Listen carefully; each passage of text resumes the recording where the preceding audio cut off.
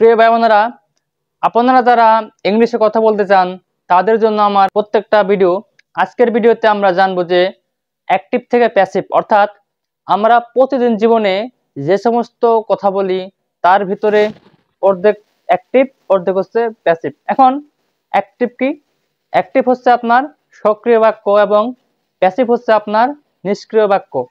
অ্যাক্টিভে আপনার সাবজেক্ট থাকে, অর্থাৎ কাজটা কে করেছে সেটা উল্লেখ থাকবে, কিন্তু প্যাসিভে আপনার কাজটা কে করেছে সেটা উল্লেখ থাকবে না। যেমন এখানে ফটোকপি করা হয় বা করানো, শুনছেন না, এই বাক্যটা আপনার প্যাসিভ। এবং এখানে সুদক্ষ কারিগর দ্বারা সকল প্রকার ইলেকট্রনিক ডিভাইস মেরামত করা হয়, এই বাক্যটা হচ্ছে আপনার প্যাসিভ। সো এরকম বাক্য আমরা প্রতিদিন জীবনে হাজার হাজার বাক্যতে আমরা কথা বলি। সো প্যাসিভ ছাড়া আপনার ইংলিশ অচল। আজকে আমরা জানবো যে প্রেজেন্ট ইনডিফিনিট টেন্সের প্যাসিভ ভয়েস, অর্থাৎ আপনি যদি তিনটা বাক্য বোঝাবো এম ইজ আর দিয়ে, তিনটা বাক্য যদি বুঝেন, পৃথিবীতে সমস্ত বাক্য এক কাজে ডোন্ট স্কিপ, মাত্র তিনটা বাক্য বুঝেন, হাজার হাজার বাক্য মেক করতে পারবেন এবং প্রেজেন্ট ইনডিফিনিট টেন্স আজকেই শেষ। দেখেন, প্যাসিভ মানে হচ্ছে আপনার ভার্বের বি3, অর্থাৎ 12টা টেন্সে আপনার প্যাসিভ করতে গেলে সমস্ত টেন্সে আপনার ভার্বের বি3 হবে। দেখেন, প্রেজেন্ট ইনডিফিনিট টেন্সের স্ট্রাকচার হচ্ছে সাবজেক্ট প্লাস ভার্বের বি1 প্লাস এক্সটেনশন, এবং প্রেজেন্ট ইনডিফিনিট টেন্সের প্যাসিভের স্ট্রাকচার হচ্ছে আপনার subject plus am is are, কি বলছি, subject plus am is are plus ভার্বের বি3, প্যাসিভ মানে ভার্বের বি3। দেখেন একটা বাক্য যে আমি কাজটি করি। দেখেন, আমি কাজটি করি, এটা হচ্ছে আপনার প্রেজেন্ট ইনডিফিনিট টেন্স। এটা হচ্ছে আপনার আই ডু দা ওয়ার্ক, অর্থাৎ আমি কাজটা করি, এটা হচ্ছে আপনার প্রেজেন্ট ইনডিফিনিট। এটা হচ্ছে অ্যাক্টিভ বাক্য। কেন? কারণ দেখেন, অ্যাক্টিভ বাক্যে কাজটা কে করছে সেটা উল্লেখ থাকবে। এখানে কাজটি কে করেছে? আমি করেছি না? এখানে আমি হচ্ছে সাবজেক্ট। এবং প্যাসিভ বাক্য করতে আরেকটা জিনিস লাগে, সেটা হচ্ছে আপনার অবজেক্ট, অর্থাৎ অবজেক্ট ছাড়া আপনি কখনোই প্যাসিভ ভয়েস করতে পারবেন না। এখানে আমি হচ্ছে সাবজেক্ট, করি হচ্ছে ভার্ব, এবং কাজটি হচ্ছে আপনার অবজেক্ট, অর্থাৎ এই বাক্য আপনার অবজেক্ট আছে। এখন আমি কাজটি করি, এই কাজটা কে করেছে? আমি করেছি না, এটা বলা আছে, এটা হচ্ছে আপনার অ্যাক্টিভ। তাহলে আই ডু দা ওয়ার্ক, আমি কাজটি করি। কিন্তু এখন এই কাজটিকে আমি যদি প্যাসিভে বলি যে আমি কাজটি করি, এটার প্যাসিভ হচ্ছে কাজটি করা হয়। দেখেন, আমি কাজটি করি active, I do the work, আমি কাজটি করি, এটা হচ্ছে অ্যাক্টিভ। কাজটি করা হয়, এটা হচ্ছে প্যাসিভ। কেন? দেখেন, কাজটি কে করছে এটা বলা আছে বাক্যতে, আমি বলছি শুধু কাজটি করা হয়। এই কাজটা কে করেছে? আমি, আপনি, তুমি, সে, কাউকে বলা নেই, অর্থাৎ এখানে সাবজেক্টটা নেই, এই জন্য এটা হচ্ছে আপনার প্যাসিভ। তাহলে একটা কথা খেয়াল রাখবেন যে প্যাসিভের অ্যাক্টিভের অবজেক্ট, প্যাসিভের হবে সাবজেক্ট। তাহলে সূত্র অনুসারে সাবজেক্ট কি? কাজটি করা হয়, তাহলে সাবজেক্ট মানে কি? কাজটি মানে কি? দা ওয়ার্ক,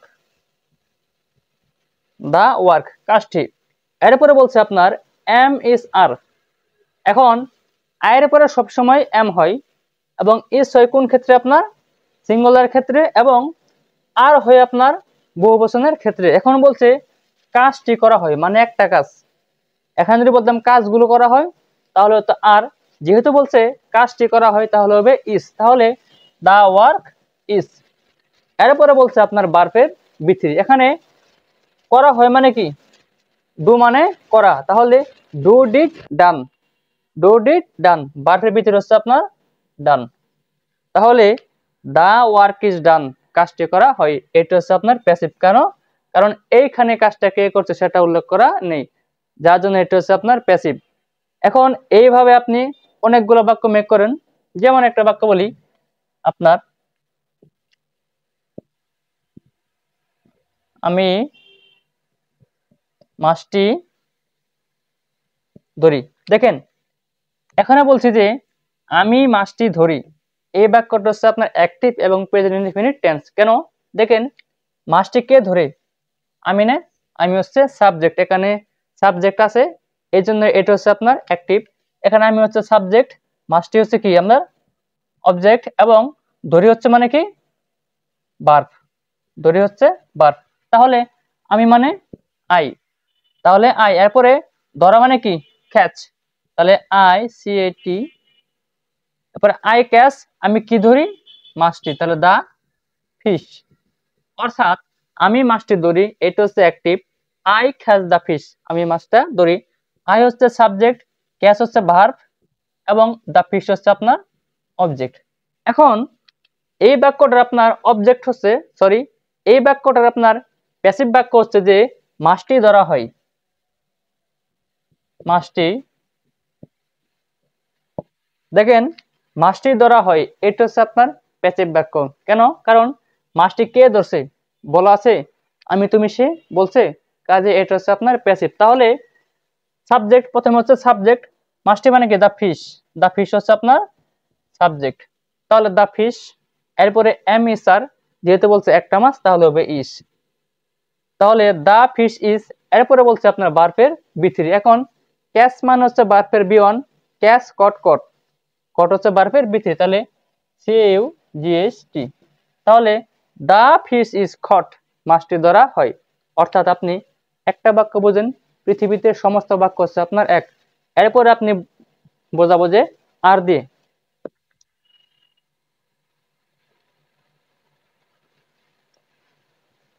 তাহলে দেখেন আমি যদি বলি যে মাছগুলো, এখন আমি যদি বলতে যে আমি মাছগুলো ধরি, এটা হচ্ছে আপনার অ্যাক্টিভ, কারণ এখানে মাছটা ধরছি আমি, কাজে এটা হচ্ছে আপনার অ্যাক্টিভ। কিন্তু আমি যদি বলি যে মাছগুলো ধরা হয়, অর্থাৎ এই মাছগুলো কে ধরছে, আমি ধরছি, আপনি, তুমি, সে, কেউ না। তাহলে যে বাক্যে আপনার সাবজেক্ট নেই, অর্থাৎ কাজটা কে করছে সেটা উল্লেখ নেই, সেটা হচ্ছে আপনার প্যাসিভ বাক্য। তাহলে দেখেন মাছগুলো মানে কি বহু বচন না, অনেক মাছ, তাহলে ফিশেস।